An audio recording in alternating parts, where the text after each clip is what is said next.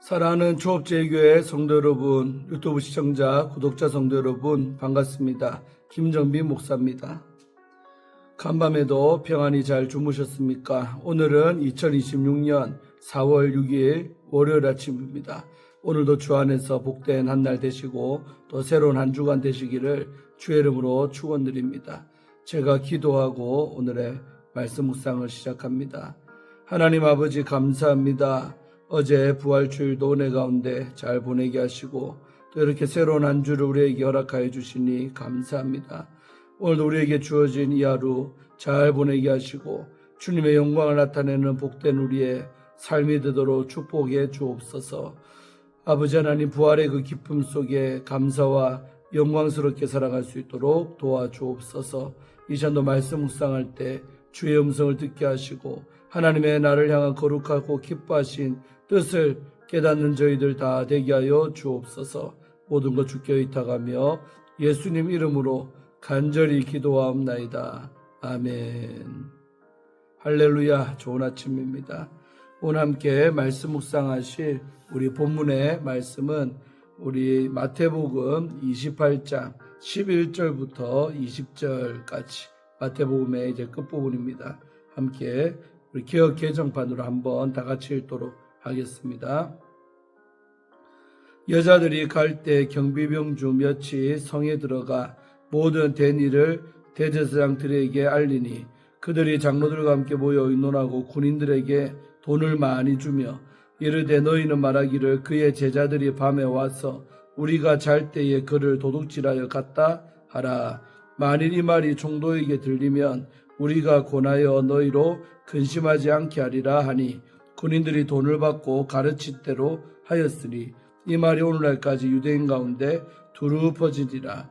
11 제자가 갈릴리에 가서 예수께서 지시하신 산에 이르러 예수를 배웠고 경배하나 아직도 의심하는 사람들이 있더라.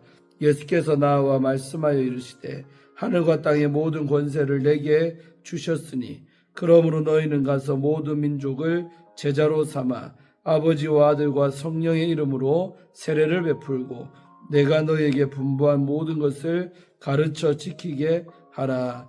볼지어다 내가 세상 끝날까지 너희와 항상 함께 있으리라 하시니라. 아멘.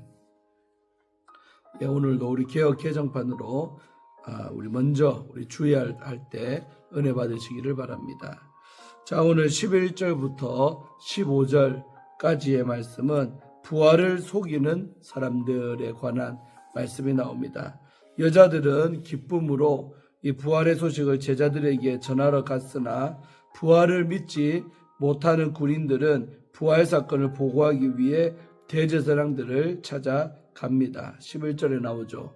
그들은 천사가 하늘에서 내려와 돌을 굴려 그 위에 앉았고 무덤이 비고 시체가 사라졌음을 보고했을 것입니다. 2절과 3절이죠. 대제사장들은 장로들과 논의한 후 많은 돈으로 이 경비병들을 매수를 했습니다.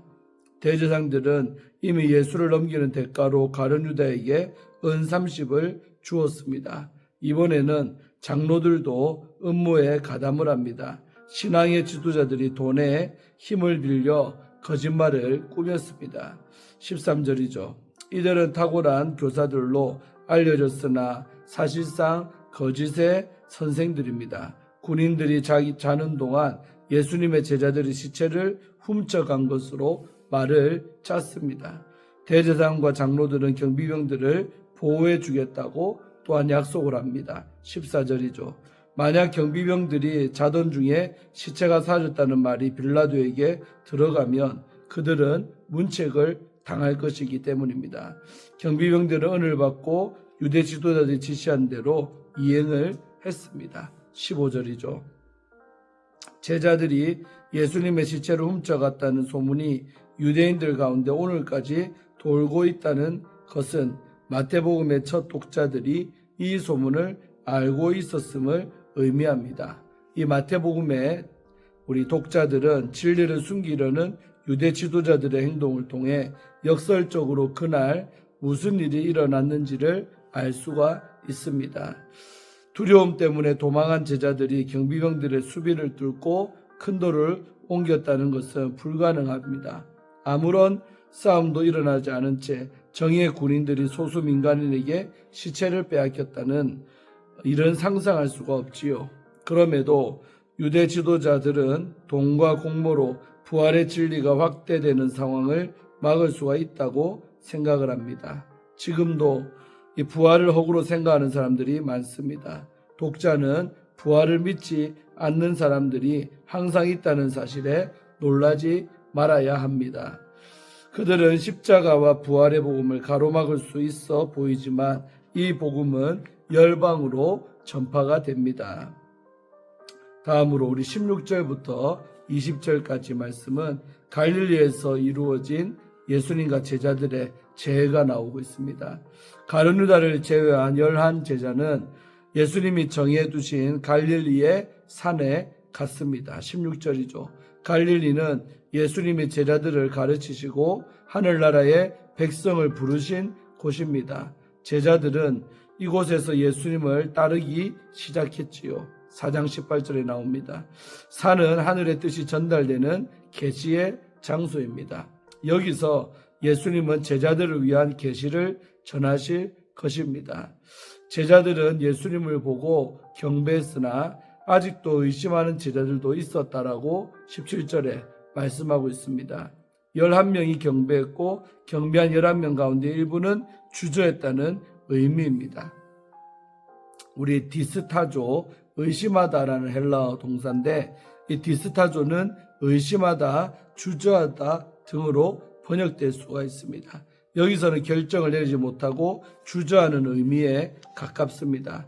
같은 동사가 사용된 우리 마태복음 14장 31절에서 베드로는 예수님의 능력을 믿었으나 바람의 위협과 예수님의 능력 사이에서 결정을 내리지 못한 채 주저하고 있었습니다. 부활과 관련해 갑자기 엄청난 사건들이 연거푸 일어났기 때문에 제자들은 예수님을 경배하면서도 혼돈 상태에 있었습니다. 일부 제자는 부활을 믿고 또 예수님께 경배하면서도 부활이 하나님의 계획과 어떤 관계인지 정확히 알지 못했을 것입니다. 부활을 믿는 것은 부활의 의미를 정확히 파악하는 것을 포함합니다. 예수님은 하늘과 땅의 모든 권세를 받았다고 말씀을 하시죠. 18절의 말씀입니다. 예수님의 말씀은 다니엘서 7장 14절 말씀을 떠올리게 합니다. 다니엘서 7장 우리 14절에서 인자 같은 이는 옛적부터 계신 하나님 앞에 나아가 권세와 영광과 나라를 받았습니다. 하나님의 백성은 하나님 나라와 권세를 받게 될 것입니다. 예수님은 하늘에서 모든 권세를 받으신 점에서 인자의 권위를 가지십니다. 하나님은 이 인자이신 예수님께 권세를 주심으로써 그의 사역과 또 죽음이 옳은 길이었음을 인정하셨습니다. 아들에게 우주를 통치하고 심판하는 권세를 주셨습니다. 이제 예수님은 권세를 그의 제자들에게 위임하실 것입니다. 부활의 중요한 의미는 모든 권세가 바로 예수님께 주어지고 그가 온 세상을 통치하시게 된 것입니다.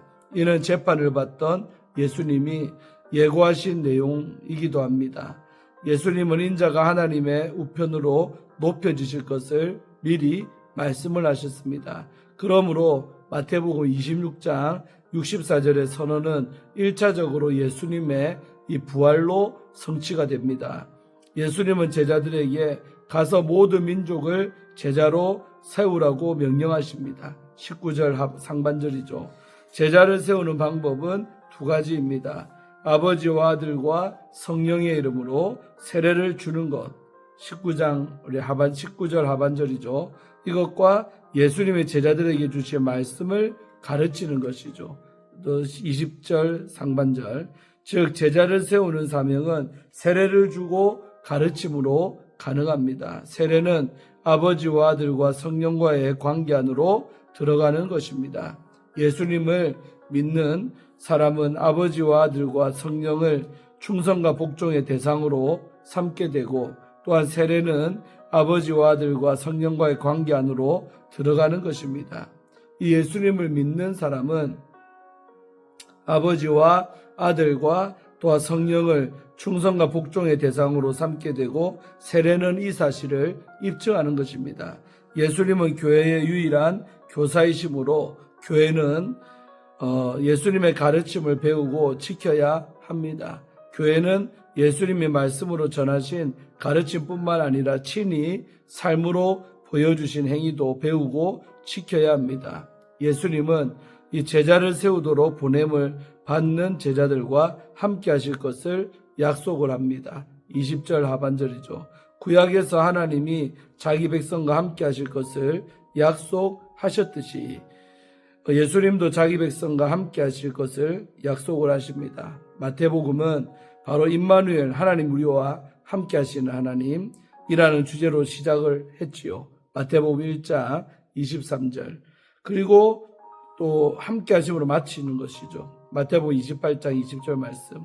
십자가에서 죽고 부활하신 예수님은 하늘에서 하늘과 땅의 모든 권세를 받은 하나님으로서 사명을 수행하는 신자들과 항상 함께 하십니다. 임마누엘은 인간이 하늘에 올라가 하나님과 함께하는 이야기가 아니라 정반대입니다. 예수님은 자신의 명령에 순종하는 사람들과 함께 하십니다. 힘든 여정에 함께 머물러 계시는 것이죠. 부활신앙은 예수님이 만유의 주로서 그분의 명령에 순종하는 자들과 현재 함께 하심을 믿는 것입니다.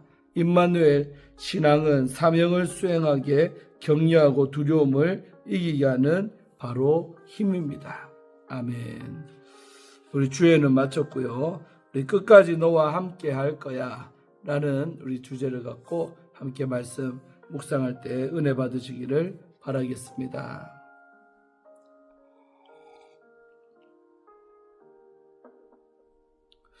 우리 KT 데이비스라는 인물이 있는데 이 사람은 미국의 부유한 가정에서 자라났습니다. 2007년 그녀는 단기 선교로 우간다에 갔다가 스코비아라는 5살 여자아이를 잠시 돌보게 되었습니다. 어느 날 그 아이가 머뭇머뭇 다가와 이렇게 물었답니다. 엄마라고 불러도 돼요? 그 질문 앞에서 그녀는 인생의 방향을 바꾸게 됩니다. 그날 그녀는 하나님이 자신을 우간다 아이들의 진짜 엄마로 부르신다는 사실을 깨달았고 이후 고아 소녀들을 입양하기 시작해 23살에 13명의 딸을 둔 엄마가 되었습니다. 사람들이 묻습니다. 질병과 전쟁의 위험이 있는 우간다에서 사는 것이 두렵지 않습니까? 그때 그녀는 이렇게 대답합니다.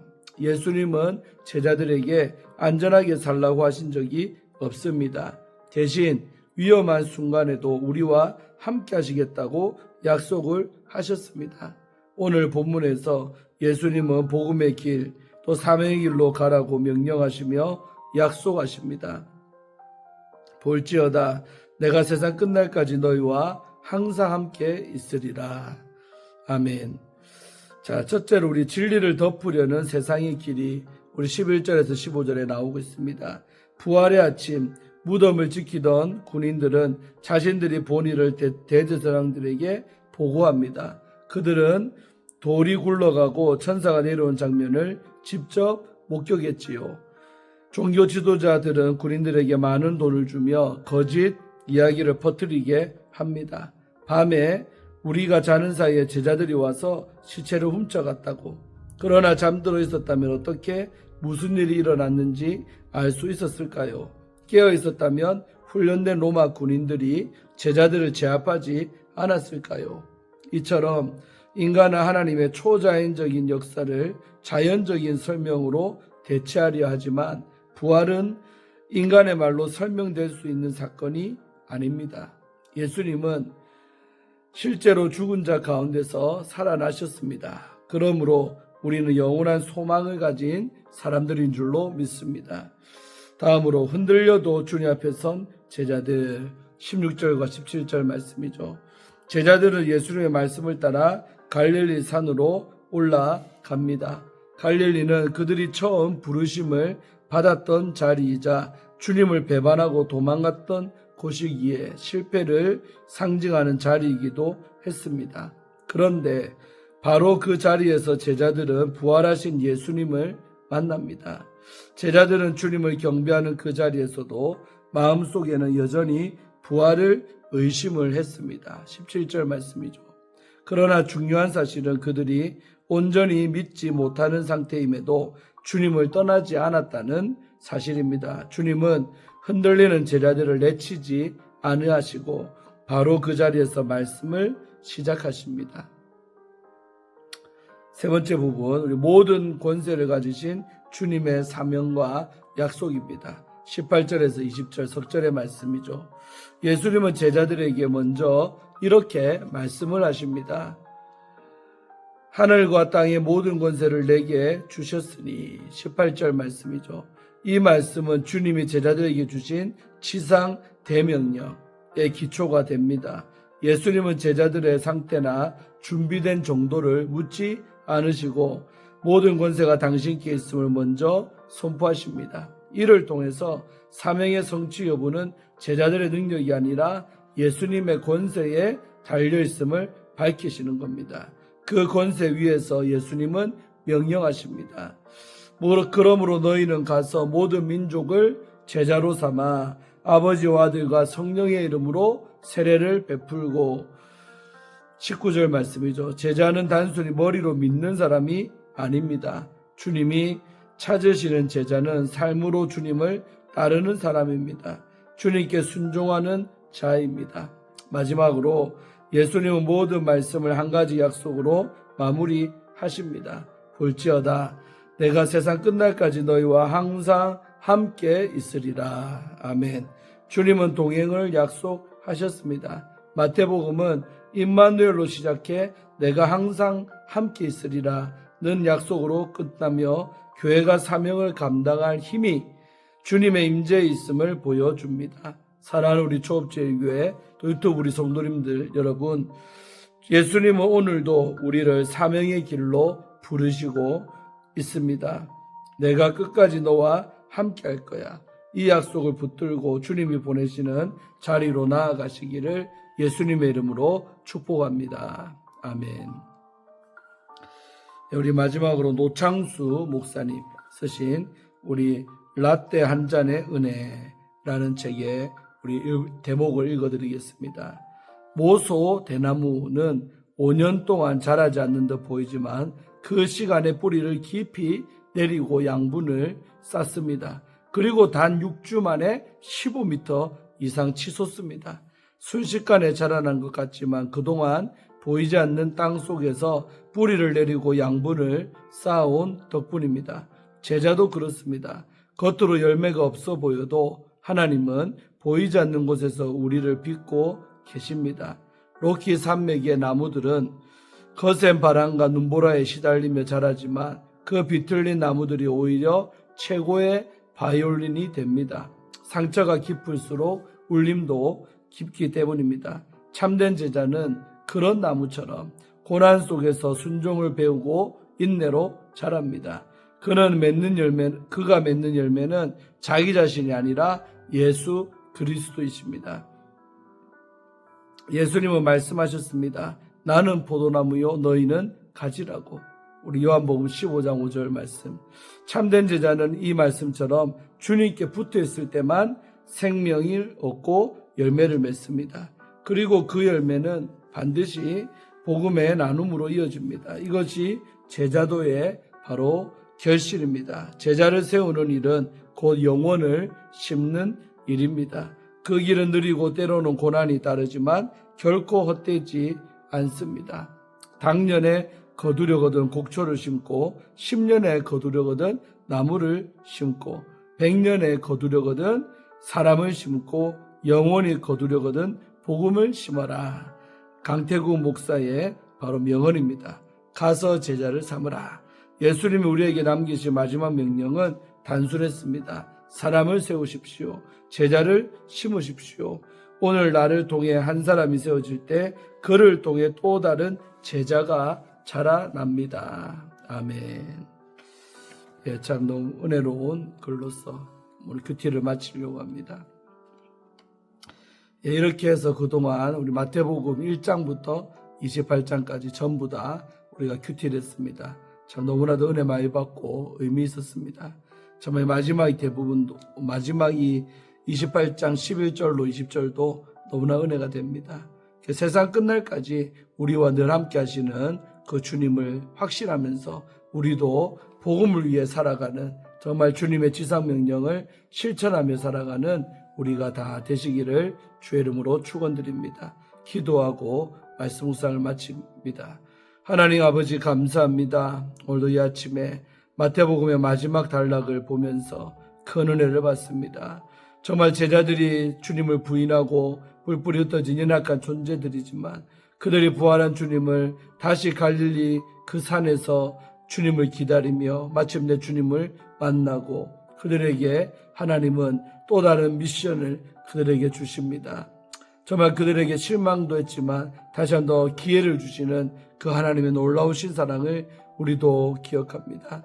때로 연약해서 넘어질 때 많고 정말 하나님 사람답지 못할 때도 많은 우리들이지만 그래도 불구하고 우리와 늘 함께 하시겠다고 약속하시고 또 우리에게 영적으로 도전하시고 다시 또 기회를 주시는 그 하나님의 놀라우신 사랑을 기억하며 살아가는 저희가 다 되게 하여 주옵소서. 감사드리고 이번 한 주간도 정말 복음을 증거하며 열심히 살아가는 우리 모두가 되게 하여 주옵소서. 예수님 이름 받들어 간절히 축복하며 기도하옵나이다. 아멘. 할렐루야. 주 안에서 좋은 하루 또 좋은 한 주간 되시기를 바랍니다. 내일 아침에 또 큐티로 찾아뵙겠습니다. 샬롬.